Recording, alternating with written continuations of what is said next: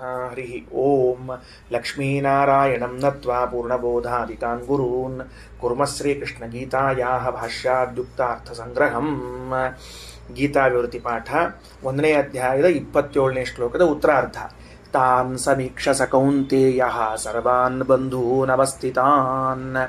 ತಾನ್ ಸಮೀಕ್ಷ ಸಹ ಕೌಂತೇಯಃ ಸರ್ವಾನ್ ಬಂಧೂನ್ ಅವಸ್ಥಿತಾನ್. ಇದಕ್ಕಂತ ನೋಡು ಯಾರು ಇದಕ್ಕೇನಾಗಬೇಕಾಗಿದೆ, ಆಕ್ಚುಲಿ ಏನಾಗಬೇಕಾಗಿತ್ತು ಅಂದ್ರೆ ಕೃಪಯಾ ಪರಯಾವಿಷ್ಟ ಅಂತೂ ಹಾಕ್ಯಾರ ನಿಲೆ ಜೊತೆಗೆ. ಅದನ್ನು ಸೇರಿಸ್ಬೇಕು ನಾವಿಲ್ಲಿ. ನಮ್ಮ ಪುಸ್ತಕ ವ್ಯತ್ಯಾಸ ಆಗಿದೆ. ಕೃಪಯಾ ಪರಯಾವಿಷ್ಟ ವಿಷೀದನ್ನಿದಮಬ್ರವೀತ್. ಕೃಪಯಾ ಪರಯಾ ಅವಿಷ್ಟ ವಿಷೀದನ್ ಇದಂ ಅಬ್ರವೀತ್. ಇಷ್ಟ ಆಯ್ತು ಈಗ ಶ್ಲೋಕ. ವಿವೃತಿ ಓದೋಣಂತ. ತಾನ್ ಅವಸ್ಥಿತಾನ್ ಸರ್ವಾನ್ ಬಂಧೂನ್ ಸಮೀಕ್ಷೈವ. ಅಲ್ಲಿರುವ ಎಲ್ಲ ಬಂಧುಗಳನ್ನ ನೋಡಿದ ಕೂಡಲೇ, ಅದೇಲ್ರಿ ನೋಡಿದ ಕೂಡಲೇ ಅಂತ ಬಂತು ಅಂತ ಕೇಳಿದ್ರೆ ಅದಕ್ಕೆ ಹೇಳಿದ್ರು ಸಮೀಕ್ಷೈವ ಇತ್ಯೇವ ಕಾರೇಣ ಅನ್ವಯ. ಸಮೀಕ್ಷತಾನ್ ಸಮೀಕ್ಷಸ ಕೌಂತೇಯ ಅದಲ್ಲ, ಅದ ರಾಯರ ಪಾಠದ ಪ್ರಕಾರ ಸಮೀಕ್ಷೈವ ಅಂತಿರ್ಬೇಕು ಹಂಗಾರಿಗೆ ಅದು. ಯಾಕಂದ್ರೆ ಅಲ್ಲಿ ತರಬೇಕು. ಶಶುರಾನ್ ಸುಹೃದಶ್ಚೈವ ಅನ್ನೋ ಅಲ್ಲಿ ಏವಕಾರವನ್ನ ತಂದು ಸಮೀಕ್ಷೈವ ನೋಡಿದ ಕೂಡ್ಲೆ ಅಂದ್ರೆ ಅದ್ಯಾಕೆ ಫೋರ್ಸ್ ತಂದ್ರು ರಾಯರು ಅಂತಂದ್ರೆ ಬಂಧುಗಳನ್ನ ಕಂಡ ಕೂಡ್ಲೆ ಇವನಿಗೆ ವಿಷಾದ ಬಂತು, ತಡವಾಗಲಿಲ್ಲ. ದೀಪ ಹಚ್ಚಿದ ಕೂಡ್ಲೆ ಕತ್ತಲೆ ಹೋಯಿತು ಅಂತ ಹೇಳಲಿಕ್ಕೆ ಹೆಂಗೋ, ಕತ್ಲೆ ದೀಪ ಹಚ್ಚಿ ಒಂದು ತಾಸಿನ ಮೇಲೆ ಕತ್ಲೆ ಹೋಗಿತ್ತು ಅಂದ್ರೆ ಬೀದಿ ದೀಪ ಹಚ್ಚಿರ್ತಾವ, ಹಚ್ಕೋತ್ ಬಂದ್ಮೇಲೆ ಎಲ್ಲ ಬೆಳತಂಕ ಕತ್ಲೆ ಹೋಗ್ತದೆ. ಹಂಗಲ್ಲದು. ಅದಕ್ಕೆ ಹೆಂಗದು, ದೀಪ ಹಚ್ಚಿದ ಕೂಡಲೇ ಕತ್ತಲೆ ಹೋದಂತೆ ಅವರನ್ನ ಕಂಡ ಕೂಡಲೇ ವಿಷಾದ ಬಂತು. ಅದನ್ನ ಹೇಳಿಕ್ ಹಂಗೆ ಹೇಳಿಕತ್ತಾರೆ. ತಾನ್ ಸಮೀಕ್ಷ ಸಹ ತಾನ್ ಅವಸ್ಥಿತಾನ್ ಸರ್ವಾನ್ ಬಂಧೂನ್ ಸಮೀಕ್ಷೈವ ಇತ್ಯೇವ ಕಾರಣ ವಿಷೀದನ್ ವಿಷಾದಂ ಕುರ್ವನ್. ವಿಷೀದನ್ ಅನ್ನೋ ಶಬ್ದಕ್ಕೆ ವಿಷಾದಂ ಕುರ್ವನ್, ವಿಷಾದವನ್ನು ಮಾಡುತ್ತಾ ಅಂದ್ರೆ ಏನು ಬಿಡಿಸ್ತಾರೆ. ವಿಷಾದೋ ನಾಮ. ಇದು ಪ್ರಮೇಯ ದೀಪಿಕಾದಲ್ಲಿ ಟೀಕಾಕೃತ್ವಾದ ಹೇಳುವಂಥ ಮಾತು ರಾಯರು ವಿವೃತಿಯಲ್ಲಿ ಸೇರ್ಸ್ಯಾರ, ಸಂಗ್ರಹ ಮಾಡಿಕೊಂಡಾರ. ಅಂದ್ರೆ ವಿಷಾದೋ ನಾಮ ಮೋಹ ನಿಮಿತ್ತಕಾತ್ ಶೋಕಾದ್ಯನ್ಮನೋ ದೌರ್ಬಲ್ಯಂ ಯಸ್ಮಿನ್ ಸತಿ ಸರ್ವ ವ್ಯಾಪಾರ ಉಪರಮೋ ಭವತಿ ಸ ಇತಿ ಜ್ಞೇಯಂ. ಇದಿಷ್ಟು ವಿಷಾದ ಶಬ್ದದ ವಿವರಣೆ. ಇದು ವಿಷಾದ ಅಂದ್ರೆ ಏನು ಅಂದ್ರೆ ಮೋಹ ನಿಮಿತ್ತಕಾತ್ ಶೋಕಾತ್, ಮೋಹವನ್ನ ನಿಮಿತ್ತ ಮಾಡಿಕೊಂಡು ಬಂದಿರುವ ಶೋಕ, ದುಃಖ ಆಗ್ಲಿಕ್ಕೆ. ಯಾಕೆ ದುಃಖ ಆಗ್ಲಿಕ್ಕೆ ಅಂದ್ರೆ ದುಃಖಕ್ಕೆ ಕಾರಣ ಮೋಹ. ದುಃಖಕ್ಕೆ ಕಾರಣ ಮೋಹ.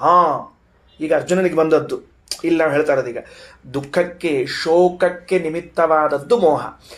ಆ ಶೋಕ ಬಂದದ್ರಿಂದ ಮನೋ ದೌರ್ಬಲ್ಯಂ, ಮನಸ್ಸು ದುರ್ಬಲ ಆಗ್ಬಿಟ್ಟது. ಯಸ್ಮಿನ್ ಸತಿ ಯಾವುದು ಇದ್ದದ್ದರಿಂದ ಸರ್ವವ್ಯಾಪಾರ ಉಪರಮೋ ಭವತಿ, ಎಲ್ಲ ಕೆಲಸಗಳು ನಿಂತು ಹೋಗುತ್ತದೆಯೋ ಅದನ್ನು ವಿಷಾದ ಎಂದು ಕರೆಯಬೇಕು. ಅದನ್ನು ವಿಷಯ ಅದಕ್ಕೆ ಹೇಳಿದ್ ಇನ್ನು ಮುಂದೆ ನಿನಗೆ ಮಹಿಮಾ ಗೊತ್ತಾಕೋತ ಹೋಗ್ತದೆ ಗೀತಾದ್ದು ಅಂತ ಹೇಳಿದ್ದು. ಅಲ್ಲಿ ಇದೆಲ್ಲ ಇನ್ನು ಪ್ರಾರಂಭ ನಡೀತಿರೋದೇ ಪುಟ್ಟಪುರ ಸೈಕಾಲಜಿ. ಒಂದೊಂದು ವಾಕ್ಯಗಳನ್ನು ಹೋದಂಗೆ ಮುಂದೆ ಬಹಳ ಚಂದ ಹೋಗ್ತದ. ವಿಷಾದೋ ನಾಮ ಮೋಹ ನಿಮಿತ್ತಕಾತ್ ಶೋಕಾತ್ ಯನ್ ಮನೋ ದೌರ್ಬಲ್ಯಂ ಯಸ್ಮಿನ್ ಸತಿ ಸರ್ವ ವ್ಯಾಪಾರ ಉಪರಮೋ ಭವತಿ. ಖಲಾಸ್. ಆ ಮೋಹದಿಂದ ದುಃಖದಿಂದ ಮನೋದೌರ್ಬಲ್ಯ ಬಂದದ್ದಕ್ಕೆ ಎಲ್ಲ ವ್ಯಾಪಾರಗಳು ಸ್ಥಗಿತವಾಗ್ತದೆ. ಅದನ್ನು ವಿಷಾದ ಅಂತ ಕರಿತೇವೆ. ಅರ್ಜುನನಿಗಾದದ್ದು ಇದೆ. ಕೃಪಯಾ ಪರಯಾವಿಷ್ಟು ವಿಷೀದನ್ ಇದಮಬ್ರವೀತ್. ಯಾವುದಕ್ಕೂ ಮನಸ್ಸು ಬರುದಿಲ್ಲ. ಸರ್ವ ವ್ಯಾಪಾರ ಉಪರಮ, ಎಲ್ಲ ಕೆಲಸ ನಿಂತು ಹೋಗ್ಬಿಡ್ತಾವ. ಅದಕ್ಕೆ ವಿಷಾದ. ಮೋಹನೆ ಮೂಲ. ಹೌದು. ಮೋಹನೇ ನಿಮಿತ್ತ. ಮೋಹ ನಿಮಿತ್ತವಾದ ದುಃಖ ಇದಕ್ಕೆ ಮನೋದೌರ್ಬಲ್ಯದಿಂದಲೇ ಸರ್ವ ವ್ಯಾಪಾರ ಉಪರಮ ಅಂತ ತಿಳಿಬೇಕು. ಮೋಹ ಬಿಡೋದಕ್ಕೂ ಉಪಾಯ ಹೇಳಬೇಕು. ಮುಂದೆ ಹೇಳ್ತಾನೆ ಅದೇ ಮುಂದೆ ಬಹಳ ಚಂದದ. ಈಗ ಒಂದ್ ರೀತಿಯಿಂದ ಏನ್ ಮಾಡಿದ್ವಿ ಅಂದ್ರೆ ಸರ್ವಾನ್ ಬಂಧೂನ್ ಅವಸ್ಥಿತಾನ್ ಸರ್ವಾನ್ ಬಂಧೂನ್ ಸಮೀಕ್ಷ ಅಂತಂದದ ಒಂದ್ ಅನ್ವಯ ಮಾಡ್ರಿ. ಈಗ ನಾ 2 ರೀತಿ ಮಾಡ್ಕೊಂಡಿನಿ. ಸರ್ವಾನ್ ಬಂಧೂನ್ ಅವಸ್ಥಿತಾನ್ ಸಮೀಕ್ಷ ಅಂದ್ರೆ ಸರ್ವಾನ್ ಬಂಧೂನ್ ಎಲ್ಲ ಬಂಧುಗಳನ್ನು, ಅವಸ್ಥಿತಾನ್ ಬಂದವರನ್ನು ನೋಡಿ. ಏನಪ್ಪಾ, ಮೊದಲು ಬಂದಿರುವ ಬಂಧುಗಳನ್ನು ನೋಡಿ ದುಃಖಕ್ಕೊಳಗಾದ ಅಂತ ಒಂದರ್ಥ. ಅಥವಾ ಸರ್ವಾನ್ ಅವಸ್ಥಿತಾನ್ ಬಂಧೂನ್ ಸಮೀಕ್ಷ, ಬಂದವರೆಲ್ಲರನ್ನೂ ತಮ್ಮ ಬಂಧುಗಳು ಅಂತ ತಿಳಿದು ದುಃಖಕ್ಕೆ ಒಳಗಾದ. 2 ರೀತಿ ಅನ್ವಯ ಮಾಡ್ಕೋಬೇಕು. 2 ರೀತಿ ಮಾಡ್ಕೋ. ಬಂಧುಗಳು ಬಂದಾರ, ಅವ್ರು ನೋಡಿದ ದುಃಖಕ್ಕಾಯ್ತು ಒಂದರ್ಥ. ಬಂಧುಗಳು ಅಂತ ವಸುದೈವ ಕುಟುಂಬಕಂ, ನಮ್ಮವ್ರು ಇವರೆಲ್ಲ ಮೋಹ ಬಂತಲ್ಲ ಅಲ್ಲಿ. ಅದಕ್ಕೆ ಎರಡು ರೀತಿ ಅನ್ವಯ. ಸರ್ವಾನ್ ಬಂಧೂನ್ ಅವಸ್ಥಿತಾನ್ ಸಮೀಕ್ಷ, ಬಂದಿರೋ ಬಂಧುಗಳನ್ನೆಲ್ಲ ನೋಡಿಬಿಟ್ಟು ಅಥವಾ ಬಂದಿರೋನ್ನೆಲ್ಲರನ್ನೂ ನಮ್ಮ ಬಂಧುಗಳು ಅಂತ ನೋಡಿಬಿಟ್ಟು ವಿಷಾದಕ್ಕೆ ಒಳಗಾದ. ಅಲ್ಲಿ ಮತ್ತೊಂದು ಸಾರಸ್ಯ, ಕೃಪಯಾ ಪರಯಾವಿಷ್ಟ ಪರಯಾ ಕೃಪಯಾ ಆವಿಷ್ಟ. ಏನು ಹಂಗಂದ್ರೆ ಪರಯಾ ಕೃಪಯಾವಿಷ್ಟ ಅಂದ್ರೆ ಏನು ಅಂತ ಮುಗಿಸ್ಬೋಣ ಅಂತ. ಅದಕ್ಕೆ ಭಾಗವತ ತಾತ್ಪರ್ಯದ 4ನೇ ಸ್ಕಂದದ 7ನೇ ಅಧ್ಯಾಯದ 48ನೇ ಶ್ಲೋಕದಲ್ಲಿ ಕೃಪಾ ಅನ್ನುವ ಶಬ್ದಕ್ಕೆ ಶ್ರೀಮದಾಚಾರ್ಯ ವ್ಯಾಖ್ಯಾನ ಮಾಡ್ಯಾರ. ಏನಂತ? ಹೃದಯಸ್ಯ ದ್ರವೀಭಾವ ಅನುಕಂಪೇತಿ ಕಥ್ಯತೆ ಉಪಕಾರಂ ಕರ್ತುಮಿಚ್ಛಾ ಕೃಪೇತ್ಯಾಹುರ್ ಮನೀಷಿಣಃ. ಮನಸ್ಸು ಕರಗಿದರೆ ಅನುಕಂಪ ಅಂತ ಕರೀತದ. ಹೃದಯಸ್ಯ ದ್ರವೀಭಾವ ಅನುಕಂಪೇತಿ ಕಥ್ಯತೆ. ಅದಕ್ಕೆ ಅನುಕಂಪ ಅವರ ಮೇಲೆ ಅನುಕಂಪೆ ಇದೆ ಅಂದರೆ ಮನಸ್ಸು ಕರಗುತ್ತದಂತ ಅರ್ಥ. ಉಪಕಾರ ಮಾಡಬೇಕು ಅಂತ ಇಚ್ಛಾ ಬಂದಿಲ್ಲ, ಬರೀ ಮನಸ್ಸು ಕರಗಿದೆ. ಕೃಪಾ ಅಂದ್ರೆ ಉಪಕಾರಂ ಕರ್ತುಮ್ ಇಚ್ಛಾ, ಅವ್ರಿಗೊಂದೇನು ಉಪಕಾರ ಮಾಡಬೇಕು ಅಂತ ಇಚ್ಛೆ ಬಂದ್ಮೇಲೆ ಮಾಡ್ತಾನಂತ ಅರ್ಥ ಅದಕ್ಕೆ. ಆಗ ಅದಕ್ಕೆ ಕೃಪಾ ಅಂತ ಕರೀತಾರೆ. ಅದಕ್ಕೇನಾಯ್ತು ಈಗ? ಪರಯಾ ಕೃಪಯಾ ಆವಿಷ್ಟ ಅಂತ ಹೇಳಿಕತ್ತೀವಿ ನಾವಲ್ಲಿ. ಅಂದ್ರೆ ಪರಯ ಅಂದ್ರೆ ದೊಡ್ಡದಾದ ಕೃಪಾ, ಅದು ಅವ್ರ ಮೇಲೆ ಎಲ್ಲ ಉಪಕಾರ ಮಾಡಬೇಕು ಅಂತ ಭಾರಿ ಇಚ್ಛಾ ಬಂದ್ಬಿಡ್ದ ಅವನು ಅರ್ಜುನ. ಗೊತ್ತಾಯ್ತಿಲ್ಲ ಅಂತ ಹೇಳಿದ್ದು. ಅವ್ರನ್ನೆಲ್ಲ ನೋಡಿ ಹೃದಯ ಕರಗಿ ಅವ್ರನ್ನ ಉಪಕಾರ ಮಾಡಬೇಕು, ಅವ್ರ ಮೇಲೆ ಉಪಕಾರ ಮಾಡಬೇಕು ಅಂತ ಬಂದದ. ಅದಕ್ಕೆ ಕೃಪಯಾ ಪರಯಾವಿಷ್ಟ. ಅದಕ್ಕೆ ಮುಂದಿಂದು ದೃಷ್ಟ್ವೇವಂ ಸ್ವಜನಂ ಕೃಷ್ಣ ಯುತ್ಸಂ ಸಮುಪಸ್ಥಿತಂ. ಏನ್ ಮಾಡ್ಲಿ ಕೃಷ್ಣ, ನಮ್ಮವ್ರಲ್ಲ ಯುದ್ಧಕ್ಕೆ ಬಂದ್ಬಿಟ್ಟಾರಲ್ಲೋ ಅಂತ ಶುರು ಮಾಡಿದ. ಅದಕ್ಕೇನಾಯ್ತು ಅಂತಂದ್ರೆ, ಈಗ ಪರಯ ಅಂತನ್ನೋ ಶಬ್ದಕ್ಕೆ ಮಹತ್ತರವಾದ ಅಂದ್ರೆ ದೊಡ್ಡದಾದ ಅಂತ ಅರ್ಥ. ಆದರೆ ಶ್ರೇಷ್ಠವಾದ ಕೃಪಾ ಅಲ್ಲ. ದೊಡ್ಡ ಕೃಪೆಗೂ ಶ್ರೇಷ್ಠ ಕೃಪೆಗೂ ವ್ಯತ್ಯಾಸದ. ವೇದವ್ಯಾಸ ದೇವರು ಸಂಜಯನ ಬಾಯಿಂದ ಹೇಳಿಸುವಾಗ ಪರಯಾ ಕೃಪಯಾವಿಷ್ಟ ಅಂದಾರ. ಪರಶಬ್ದಕ್ಕೆ ಅರ್ಥ ಏನು?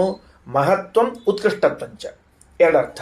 ಉತ್ಕೃಷ್ಟವಾದದ್ದು ಅಂತ ಅರ್ಥ, ದೊಡ್ಡದು ಅಂತೂ ಅರ್ಥ. ದೊಡ್ಡದು ಅಂದ್ರೆ ಅರ್ಥದಲ್ಲಿ ದೊಡ್ಡದು ಅಂತ, ಬಹಳ ಮಂದಿಗೆ ಮುಟ್ಟೋ ಹಂಗ ಎಂಬುದು ದೊಡ್ಡದು ಅಂತ ಅರ್ಥ. ಉತ್ಕೃಷ್ಟ ಅಂದ್ರೆ ಶ್ರೇಷ್ಠವಾದದ್ದು ಅಂತ ಅರ್ಥ. ಈಗ ಅರ್ಜುನನಿಗೆ ಬಂದದ್ದು ದೊಡ್ಡದಾದದ್ದೇ ಹೊರತಾಗಿ ಶ್ರೇಷ್ಠವಾದ ಕೃಪಾ ಅಲ್ಲ. ಯಾಕಂದ್ರೆ ಅದು ಅನುಚಿತ. ಈಗ ಅವ್ರ ಮೇಲೆ ನಾವು ಕೃಪಾ ತೋರಿಸಬಾರ್ದು, ತೋರಿಸಬಾರ್ದವ್ರ ಮೇಲೆ ಕೃಪಾ ತೋರಿಸ್ಲಿಕ್ಕೆ ಹೊರಟ್ರೆ ಅದು ಪರಯಾ ಕೃಪೆಯ ದೊಡ್ಡ ಕೃಪೆ ಅಷ್ಟೇ. ದೊಡ್ಡ ಉಪಕಾರ ಮಾಡಿದ ಹೊರತಾಗಿ ಶ್ರೇಷ್ಠ ಉಪಕಾರ ಮಾಡಿದ ಅಂತ ಅರ್ಥ ಅಲ್ಲ. ಅದು ತಿಳಿತದೆ, ಲಗುನ್ ತಿಳಿತದೆ ನಮಗೆ. ಊಟಕ್ಕೆ ಹಾಕಿದ, ದೊಡ್ಡ ಉಪಕಾರ ಮಾಡಿದ. ವಿದ್ಯೆ ಹೇಳಿಕೊಟ್ಟ, ಉತ್ತಮ ಉಪಕಾರ ಮಾಡಿದ. ವ್ಯತ್ಯಾಸನ ಇಲ್ಲೋ? ಇಲ್ಲಿ ಅರ್ಜುನನಿಗೆ ಬಂದದ್ದು ದೊಡ್ಡ ಉಪಕಾರವೇ ಹೊರತಾಗಿ ಉತ್ತಮ ಉಪಕಾರ ಅಲ್ಲ. ಯಾಕಂದ್ರೆ ಅನುಚಿತವಾದ ಸ್ಥಳದಲ್ಲಿ ಅವನು ಕೃಪಾ ಮಾಡ್ಲಿಕ್ಕೆ ಹೊರಟುಬಿಟ್ಟಿದ್ದಾನೆ. ಅದಕ್ಕೆ ಕೃಪಯಾ ಪರಯಾವಿಷ್ಟ. ಅಲ್ರಿ, ಅದು ಹೆಂಗೆ ನೀವು ನಿರ್ಧಾರ ಮಾಡಿದಿರಿ ಅಂತಂದ್ರೆ ಅದಕ್ಕೆ ಹೇಳ್ತಾರೆ, ಪರ ಅನ್ನೋ ಶಬ್ದಕ್ಕೆ ಉತ್ತಮ ಅಂತ ಆಗಬೇಕಾಗಿದ್ರೆ ಅಥ ಪರ ಯಯಾ ತದಕ್ಷರಮಧಿಗಮ್ಯತೆ ಅಂತ ಉಪನಿಷತ್ನಲ್ಲಿ. ಯಯಾ ತದಕ್ಷರಮಧಿಗಮ್ಯತೆ ಸಾ ಪರ. ಯಾವುದರಿಂದ ಭಗವಂತನ ತಿಳುವಳಿಕೆ ಆಗ್ತದೆ, ಭಗವಂತನ ಪ್ರೀತಿ ಉಂಟಾಗ್ತದೋ ಅದು ಶ್ರೇಷ್ಠ ಆಗ್ತದೆ. ಈಗಿದು ಭಗವಂತನ ಪ್ರೀತಿ ಅಲ್ಲ. ಭಗವಂತನ ಪ್ರೀತಿ ಯಾವುದರಿಂದ ಆಗ್ತದೆ? ನಾರಾಯಣ ದ್ವಿಟ ತದನುಬಂಧಿ ನಿಗ್ರಹ ಕ್ಷತ್ರಿಯಾಣಾಂ ಪರಮೋ ಧರ್ಮಃ. ಇದು ಭಗವತ್ ಪ್ರೀತಿ ಉಂಟು ಮಾಡೋದು. ಆವಾಗ ಪರಯಾ ಕೃಪಯಾವಿಷ್ಟ. ಈಗ ದೊಡ್ಡದಾದ ಕೃಪಾ ಮಾಡಿದ್ದಾನಷ್ಟೇ. ಅದಕ್ಕೆ ತಾನ್ ಸಮೀಕ್ಷ ಸ ಕೌಂತೆಯ ಸರ್ವಾನ್ ಬಂಧೂ ನಮಸ್ತಿತಾನ್ ಕೃಪಯಾ ಪರಯಾವಿಷ್ಟೋ ವಿಷೀದನ್ನಿದಮಬ್ರವೀತ್. ಅರ್ಜುನ ಉವಾಚ ದೃಷ್ಟ್ವೇವಂ ಸ್ವಜನಂ ಕೃಷ್ಣಂ ಯುಯುತ್ಸಂ ಸಮುಪಸ್ಥಿತಾಂ ಅಂತ ಹೇಳಿದ್ದಾರೆ. ತಿಳಿತೇನಪ್ಪ? ಮುಂದೆ ಮತ್ತೆ ನೋಡಂತೆ. ವಿಷಾದ ಎಂಬ ಶಬ್ದಕ್ಕೆ ಅರ್ಥ ಆಗಿದ್ದಲ್ಲೋ, ಮೋಹದ ನಿಮಿತ್ತವಾಗಿ ಶೋಕ ಉಂಟಾಗಿ ಶೋಕದಿಂದ ಮನಸ್ಸು ದುರ್ಬಲವಾಗಿ ದುರ್ಬಲವಾದ ಮನಸ್ಸಿದ್ದರಿಂದ ಎಲ್ಲ ವ್ಯಾಪಾರಗಳು ನಿಂತು ಹೋಗ್ತದೋ ಅಂತಹದ್ದು ಶೋಕ, ವಿಷಾದ. ಆ ವಿಷಾದದಿಂದ ಅರ್ಜುನ ಮಾತಾಡ್ತಾ ಇದ್ದಾನೆ. ಶ್ರೀಕೃಷ್ಣ ನಮಸ್ತು.